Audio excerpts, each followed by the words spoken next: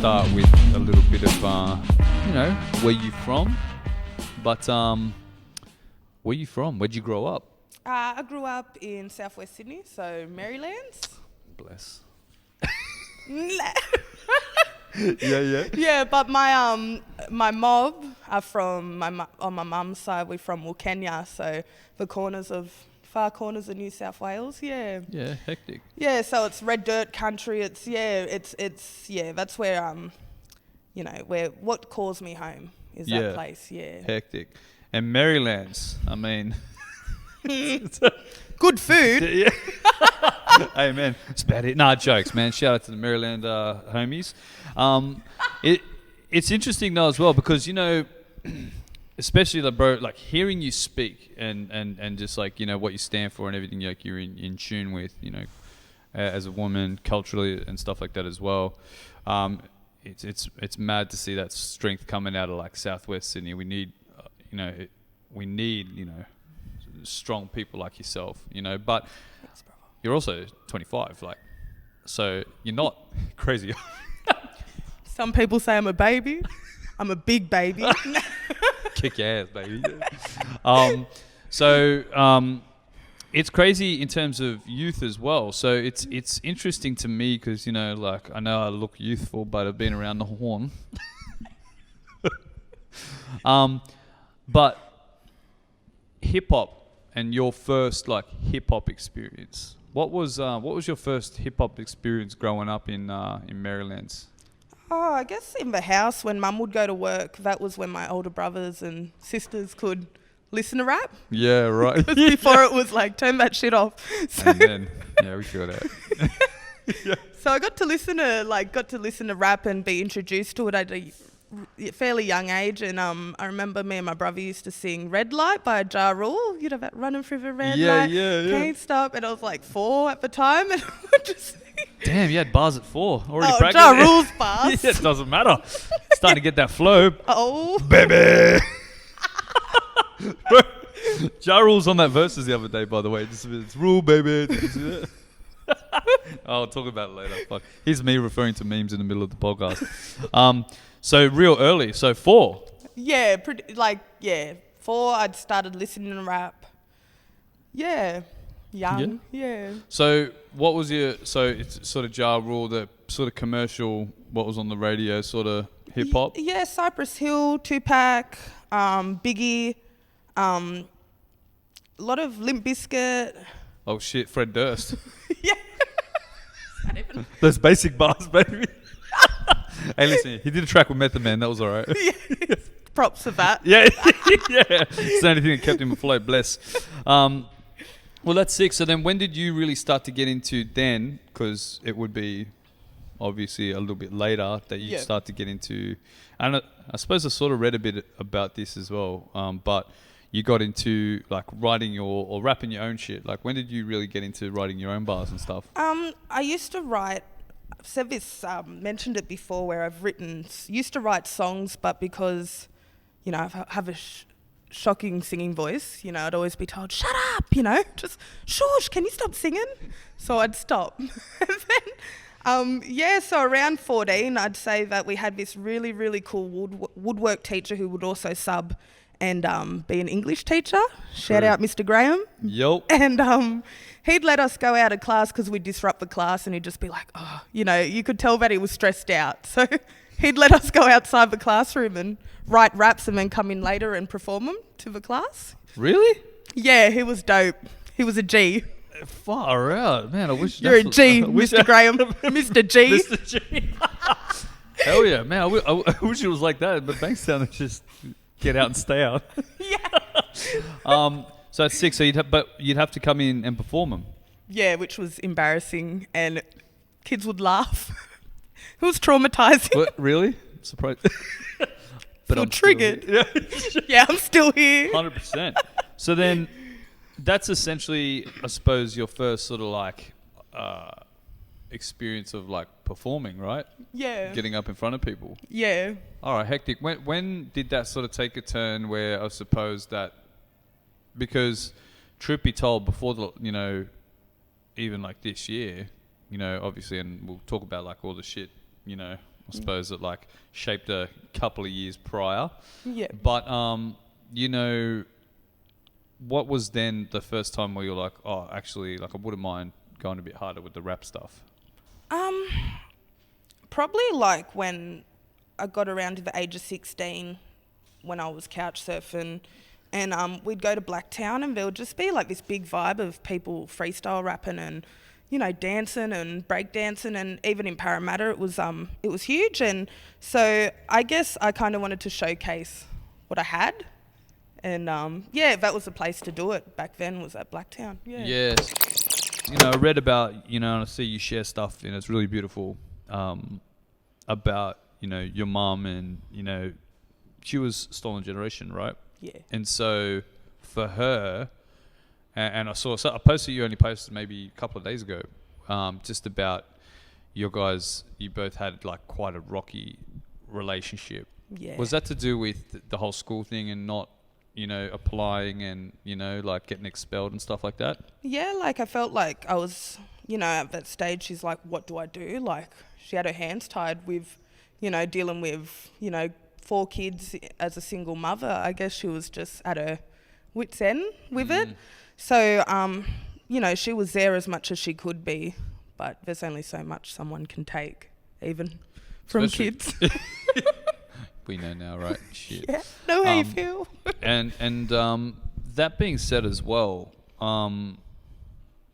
do you feel as though, you know, having, you know, being a single mom and, you know, raising you guys, but also having that, I don't know, that culture ingrained as well, like, because obviously she treated it with a lot more importance and treated family with a lot more importance. Do you think that was like empowering for her, and how much was that, you know, instilled in you growing up? It was massive. Like, I feel like because mum being taken from her family, she did everything she could just to keep us together and stuff. So, I mean, looking at her as a mother, and then, you know, they're big shoes. Like, I feel like, you know, as a woman, they're massive shoes to fill. And it's like, my feet are only so big. Size 6. 9. Get it right. Size my Pumas. Shit, I see you. Stompers. Yeah. Kicking ass, taking names again. But yeah, so for her, you know, like, do you feel as though in a way though it was empowering for her, and, you know, did she take that as a, you know, all those challenges and stuff, you know, as a strength rather to try and, you know, instill into you guys? I feel like mum was, she took so much, like she only could take so much. And then there's only certain things you can turn into strength. And I guess part of kicking me out was a strength for her. But it has to be, especially like if you think about it, like you were just saying, like she did her best to try and keep you all together, but sometimes fucking got to cut them loose, right? Yeah. Jesus Christ, she cut you loose. And I'm glad. It's good. It was a blessing. Like, I feel like you don't realise what you got until, you know, you're on the streets, and, you know, and yeah, she did what she had to do as a mother, and as, you know, I think she did her absolute best. Yeah. How was you know, because, and, you know, you and I talked about it, about, you know, the drugs, the jail shit, you know, like if you need to read about that, it's fucking, you've done a million interviews, you know, about that. But and one crazy pic, I remember a while ago you posted, you know, you back in the day, you know, and you know, it's actually crazy, man, how readily available that, you know, all that hard stuff is, especially to kids.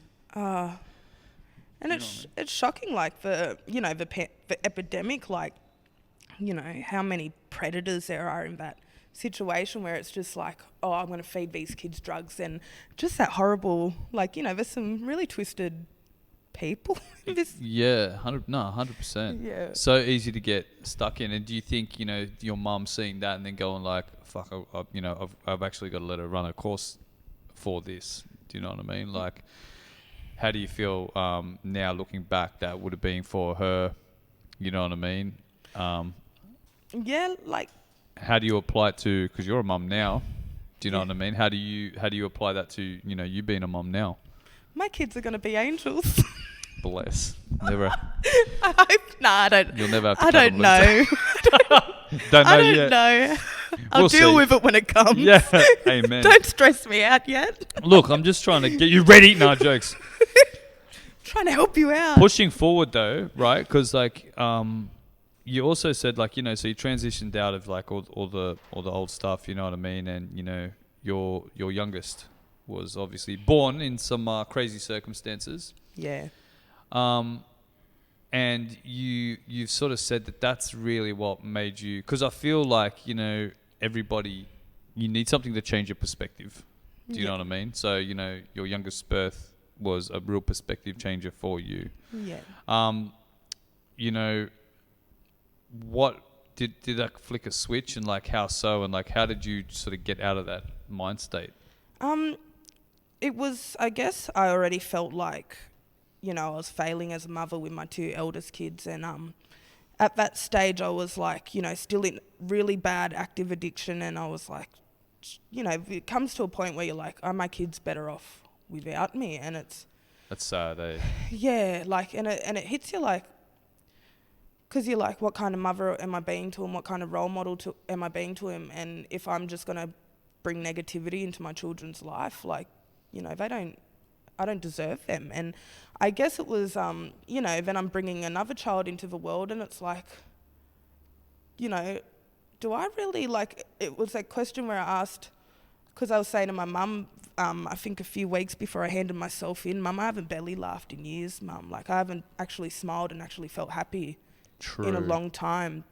And that's like, you know, when I handed myself in, I was like, do I really hate myself that much? Like, do I really, am I really that hopeless? And I think it clicked where I was like, no, I'm not hopeless. I can do this. You know, I can make it back. There's stories where, you know, women have made it back to their children. And I guess it was like especially with ICE, like, you don't really hear about, you know, I think there's 2%, like there's a statistic that 2% of people stay clean. And it was like, yeah, it's rough. But those odds are crazy. Yeah, it's Wow. rough. Yeah, so I kind of had it in my head, like, am I ever, like, you know, I used to say, oh, you know, I'll give up, but it will only be for so long, and then I'll go back. And, yeah, because you feel trapped, and you feel trapped as a person, and then you feel like, oh, maybe everyone's just better off. Yeah, 100%. But the crazy thing is, you know, you beat those odds. You know what I mean? I mean, it's an everyday thing, straight up though, right? It is an everyday thing. You always have to keep yourself in check.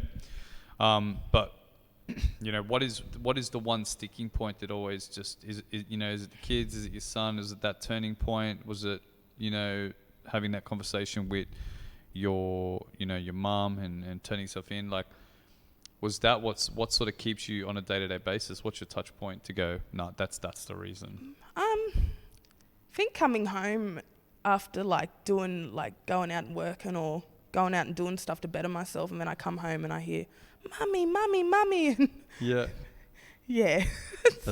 That keeps me coming home. I actually was like writing this, and it's sort of a part question, but also a massive commendation, you know, because like I'm a parent.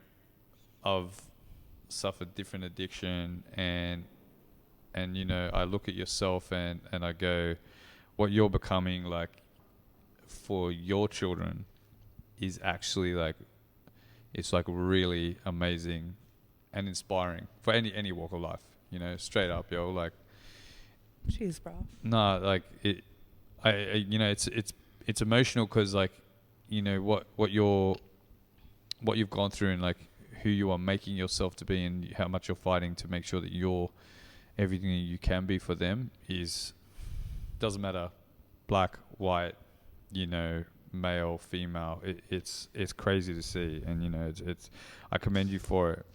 And as you further and further accept your I don't know, responsibility and your as a role, you know, because now you've even sort of said it, like I'm starting to recognize I'm a role model. Yeah. What I'm doing is actually starting to create impact and, you know, stuff like that. And you do it so gracefully. Like, you're not, you feel like one of the homies, like, shit, oh, fuck, they're going to give me a check for how much? Skirt. Do you know what I mean? Let's go to Macca's. You know, like, it really feels like that, you know, which is so dope. But, you know, how was that felt? Because you sort of mentioned it just before we were sitting here, and you were almost like, yo, it's a bit overwhelming. Oh yeah, for sure. Like, I think even Philly touched on it, where he wrote something about, like, I'm not a leader, or, you know, but I have a voice, and he wrote something amazing, and it really hit something with me, because it's like, at the same way, I don't want people to look at my life and glorify it, and I don't want them to, you know, to be like, oh, you know, maybe I have to have a hard life to, you know, and or maybe I can do this, and, you know, like, there's some parts of my life that aren't, you know, shouldn't be glorified, and I guess if I'm being that role model to steer kids to be clean, or, you know, to steer adults, or, you know, mums to come back home to their kids, and that's huge, and, you know, that's amazing, because it's like, you know, full circle, I guess, you know, and yeah, but yeah, it's hard, because, you know, you want to see yourself as a role model, but then it's like, I'm not perfect. Like, I don't have it all together. I'm just trying to survive still, you know? Yeah. Help! I still need help. Send the ambulance. Yeah. Like, I still go to counselling once a week. Oh, you got it, right? Keep your head in check. Yeah. You know what I mean? Yeah. It's but great. it's amazing, yeah. Yeah. It's dope as well to see you, like, you know, emotionally invested. Like, it's real, you know. It's crazy. Do you ever feel as though sometimes the emotions get the better of you as well on stages, or like in interviews, or when you're creating? Yeah, like, there's a song that I do, you know, there's sometimes where it's like, you know, I can feel that frog in your throat where you're about to, like, and you've got to kind of prepare yourself to sing certain songs, because they are, you know, there's a few of my tracks I've written, like Our Lives Matter, Taken Away, the song that I did for my mother, you know, Stolen, this Taken Away song, Fight For Me. Like, those songs are all very emotional tracks, so... What was the question? No, you got me, like... Yeah, as well, I caught up, you know what I mean? Sorry, I was like, where am I going with this? I was just saying, like, no, it's emotional. Like, you know, just sometimes the emotions, like, get the better of you in the tracks and stuff like that. Yeah, and I guess that emotional writing process, it's still like, I've written these songs, and then to perform them in front of people, it's like they're new every time, and they still hit. And it's still like, you know, you kind of got to gain your composure, because it's like, you know, you do choke up, or, yeah, things hit. And I mean, but at the same time, it's also good to see artists, like, I've always loved when artists have mucked up, or, you know, you feel that emotion, because then you feel it as well. Yeah. Like, I've loved that about, you know, when you can tell that something, you know, is so, like, resonates in somebody so much, it means more when you see it. And yeah, so I think it's good to be raw, but, like, at the same time, I don't want to bust out crying in the middle of the stage and can't get out of it. Have you ever done that? No, not yet. Somebody hold me. Bro, I reckon everyone in the crowd would be like, come here, can I help Barkaa? You don't have to be strong all the time, you know? Yeah. My counsellor says the same thing. Do you feel as though that creates a stronger connection with your audience as well? You know, has there been any standout situations where you've had people come up and be like, yo, like, I feel like you're speaking directly to me? Have you had any of those? Yeah.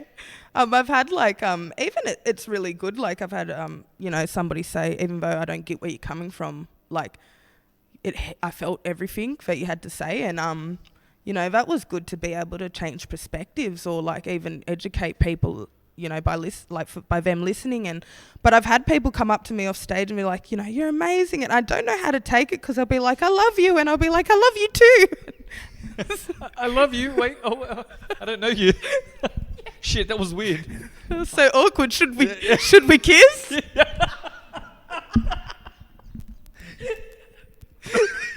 got to